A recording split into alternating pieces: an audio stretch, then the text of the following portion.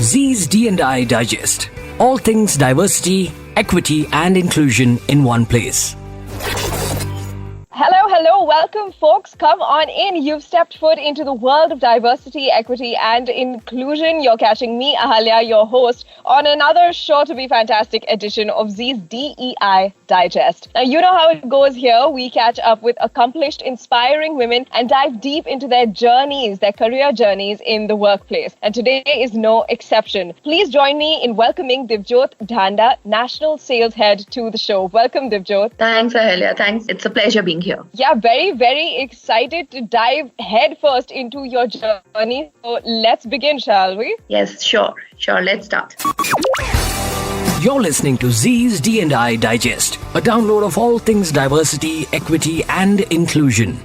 Okay, perfect. So, you know what? One of the most common misconceptions, right, when it comes to sales and customer relations is that it is actually a man's world. So, how did you get started on your career as a woman in a majorly client-facing role? So, I've passed out of Times School of Marketing, and that is where the journey has begun. After Times School of Marketing, I joined Times of India straight on, and 2 years with Times of India. So, it never felt like that it is a male-dominated area, or because honestly, we were in class of 50 people. It was equally divided class. It was a good, healthy division where we were a lot of girls in the class. And then I joined Times of India for 2 years. I moved as a natural progression, moved to television from print and joined ZEE Entertainment. And I've had this fantastic journey. Honestly, I've never thought of it to be a male-dominated area at all. That's awesome. And I'm glad that you've just proven to us that it is a very common misconception, that it isn't the truth.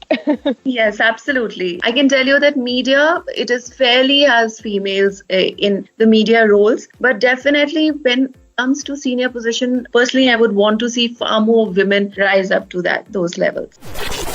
Right. And on that note, were there any apprehensions that you had to overcome early on in your career? Not really. I was enjoying my work and it just went into the flow. The only thing, so I moved to Mumbai after getting married, and otherwise I've lived all along in North India, being a Lucknow or a Delhi girl. So I took time to adjust to Mumbai for the fact, but in fact my job helped me to, because I met some awesome people, made some great friends. So in fact, the work environment set that thing going for me. So not really, no apprehensions as such.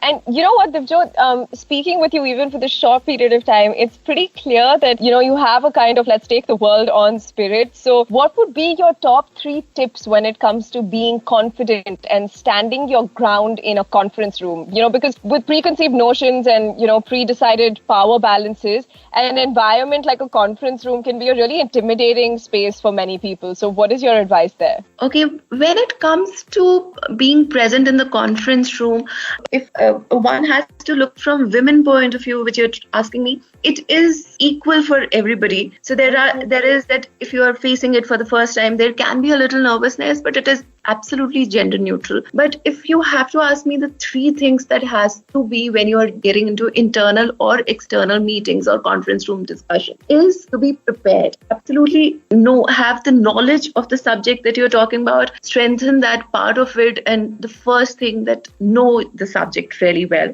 The second would be have the clear understanding of what, the kind of environment you are getting into, the kind of goals that are there, the objective that is that meeting or the conference is about. And the third is to be solution driven, to be alert and assertive and be solution driven in all the conversations that you're heading. So that majorly helps actually to navigate any kind of meeting discussions that you are having.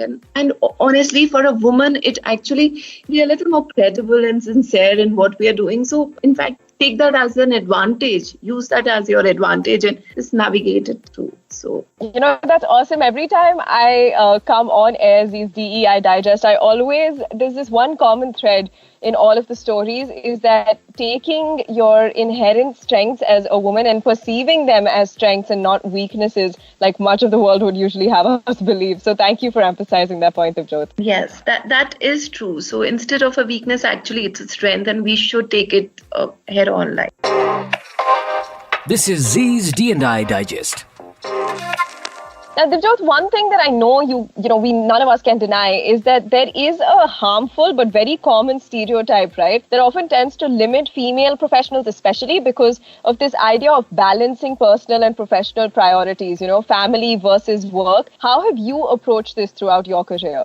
Actually, balancing personal or professional life is a very individual thing, but women tend to, especially, take it a little hard on them, feel guilty about it sometimes. But it is very simple. You need to, if you're passionate about what you're doing, as an individual, you will find a way. There is no denying that the solutions are there, and each and every person would have their own unique solutions. There is a huge support system that you need to build around yourself if you're working, and that's true for any individuals. At the same time, there is this we were talking about myth. There is this myth, at least in my head it is a myth, that you can either have this or that. You can either have a good home life or you can have either a good professional life.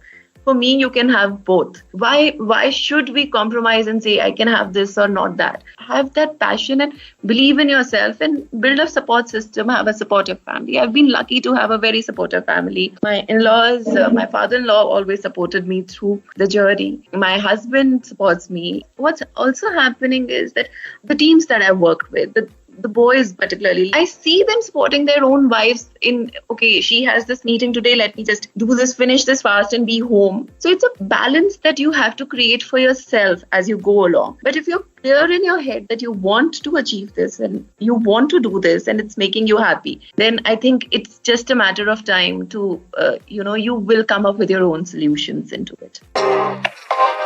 This is Zee's D&I Digest.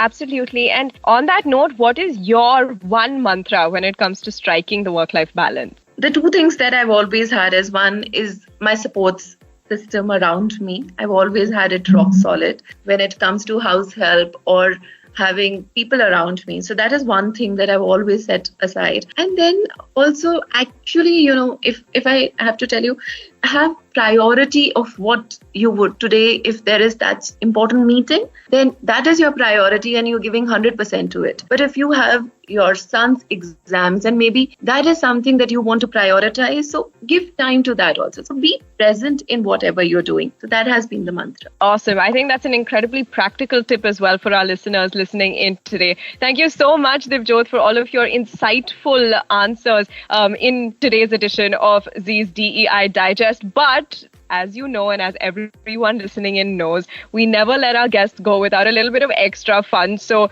I've got a quick little rapid fire framed for you, waiting for us on the other side. So stick around. We'll be right back.